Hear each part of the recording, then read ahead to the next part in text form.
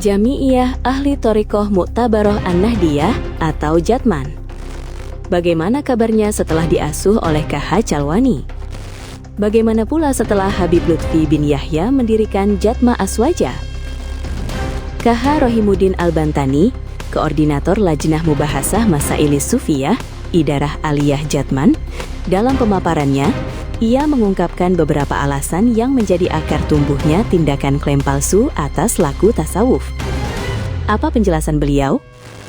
Menurutnya, hal demikian antara lain disebabkan oleh keinginan yang tinggi tanpa diimbangi dengan upaya secara sungguh-sungguh. Jatman menggelar diskusi tasawuf dan tarekat rutin bulanan di Plaza PBNU, Jalan Keramat Raya 164 Jakarta Pusat, Jumat 21.2026 malam. Pertemuan yang kelima kalinya ini mengusung tema berjudul Merespons Fenomena Kontroversi Kelompok Spiritualitas Palsu dan Bagaimana Penanganannya. Biasanya orang mengaku-ngaku itu karena malas. Keinginan gak tercapai maka alternatifnya ya mengaku-ngaku. Demikian Kiai Rohimuddin. Menurut beliau, klaim palsu biasanya terjadi disebabkan oleh kecintaan terhadap kemewahan dan gandrung akan popularitas. Meski demikian, ia menegaskan bahwa tasawuf atau laku tarekat bukan untuk menafikan dua hal tersebut, melainkan menyikapinya secara seimbang. Selain karena malas dan cinta kemewahan popularitas, menurut beliau, akar selanjutnya yakni gemar menampakkan diri secara sosial dengan mengenakan jubah kewalian. Jubah ini dimanfaatkan untuk menarik pengikut sebanyak-banyaknya, atau kepentingan pribadinya, bukan untuk mengajak mengabdi kepada Allah. Mursyid Thoriqoh Qadiriyah itu menyatakan, lemahnya pengetahuan syariat juga menjadi akar dari klaim palsu ini. Dia mengira itu waridat anugerah Allah, padahal tahayulat hayalan. Tidak hanya itu, faktor lain tak kalah penting yang menyorong seseorang ke klaim palsu itu, kurangnya pengetahuan terhadap hakikat tasawuf. Mereka yang mengaku-ngaku disebut kerap tak memahami makna definitif terkait nomenklatur tasawuf. Berikutnya yakni terputusnya sanad. Sanad yang paling penting dalam tasawuf itu asrar, rahasia.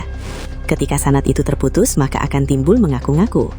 Ini mesti ditegaskan betul-betul kepada para salikin. Demikian tandasnya Kiai Rohimuddin. Apakah hari ini masih ada yang mengaku-ngaku tasawuf padahal palsu? KH Ali M. Abdillah, Sekretaris Umum Jatman mengatakan bahwa klaim palsu atau mengaku-ngaku melakukan tindakan tasawuf adalah fenomena dari zaman dahulu yang masih terjadi hingga hari ini. Ia menyayangkan tindakan itu sebab berimbas pada tasawuf dan tarekat. Walaupun Kiai Ali tidak menyebutkan golongan siapa mungkin melakukan klaim palsu tersebut, namun beliau sedikit menyinggung dengan menyatakan demikian. Fakta di lapangan berbagai bentuk pengakuan-pengakuan tadi, dengan beragam modelnya ini, justru menyebabkan citra tasawuf dan tarekat semakin runtuh, sebab tindakan mereka tidak sesuai dengan ilmu-ilmu dalam tasawuf dan prinsip-prinsip tarekat. Katanya, kenapa bisa ada yang demikian? Berani-beraninya mengaku-ngaku padahal palsu. Beliau menilai bahwa hal demikian terjadi lantaran adanya tipu daya iblis yang tak disadari umat Islam tak terkecuali para salikin, pelaku atau pengamal thoriqoh. Jadi penyesatan-penyesatan ini otaknya ya iblis, yang masuk ke semua elemen termasuk para kalangan sufi. Ujar Kiai Ali yang tampak sederhana mengenakan songkok hitam dengan baju putih. Solusinya bagaimana? Agar terhindar dari jebakan-jebakan penyesatan itu, ia mengajak para pengamal thorikat untuk selalu membuka diri dengan ilmu-ilmu baru berkaitan dengan tasawuf. Maka bagi orang yang sudah ngaji tasawuf atau tarekat, jangan sampai lepas al-hikam, bidayah, ihya itu jangan sampai lepas, karena itu sebagai cermin. Tuturnya, untuk diketahui, Jatman adalah badan otonom Nahdlatul Ulama. Berbeda dengan Jatma Aswaja, ia adalah organisasi tarekat independen yang baru saja lahir dengan pendirinya adalah Habib Lutfi bin Yahya.